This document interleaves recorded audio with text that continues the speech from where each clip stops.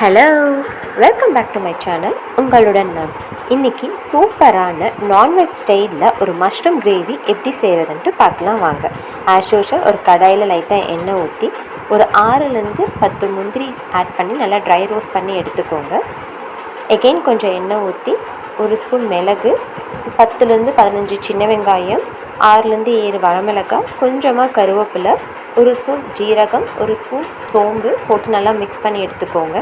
லைட்டாக வணங்கினதும் ஒரு table spoon இஞ்சி பூண்டு பேஸ்ட் போட்டு நல்லா மிக்ஸ் பண்ணி விட்டுக்கோங்க.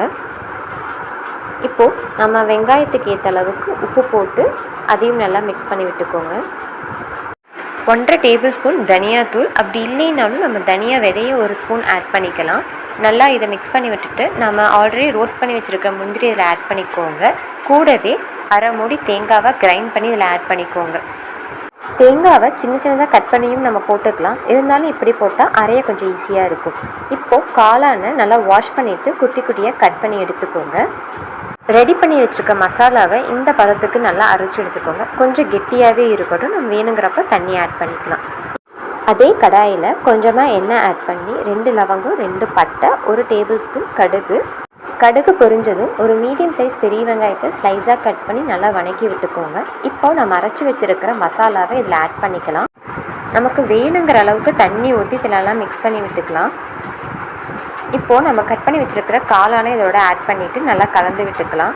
இப்போ நம்ம ஆட் பண்ணியிருக்க தண்ணிக்கு ஏற்ற அளவுக்கு உப்பு சேர்த்து நல்லா மிக்ஸ் பண்ணி விட்டுருங்க.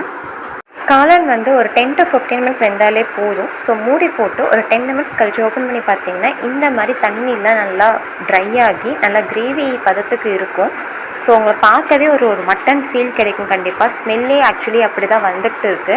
ஸோ இது சப்பாத்தி, ரைஸு, தோசை, இல்லை அந்த மசாலா தோசை சாப்பிட்ற மாதிரி நடுவில் காளான் தோசை எது வேணாலும் வச்சு சாப்பிட்லாம். அவ்வளோ டேஸ்ட்டாக இருக்கும். ஃபைனலாக ட்ரை கறி லீவ்ஸை மேலே குட்டி குட்டியாக கட் பண்ணி போட்டுக்கோங்க. கொத்தமல்லியும் அதே மாதிரி குட்டி குட்டியாக கட் பண்ணி போட்டுக்கோங்க. ஒரு 2 கிளறிட்டு ஆஃப் பண்ணி விட்டுருங்க. நம்ம ஃபைனலாக கீ வேணும்னா ஆட் பண்ணிக்கலாம். நான் ஆட் பண்ணலை. ஸோ பார்க்கவே நான்வெஜ் மாதிரி தான் இருக்குங்க, மட்டன் சாப்பிட்ற மாதிரி தான் இருக்கும். ஸோ கண்டிப்பாக நீங்களும் ட்ரை பண்ணி பாருங்கள். தேங்க்ஸ் ஃபார் வாட்சிங்.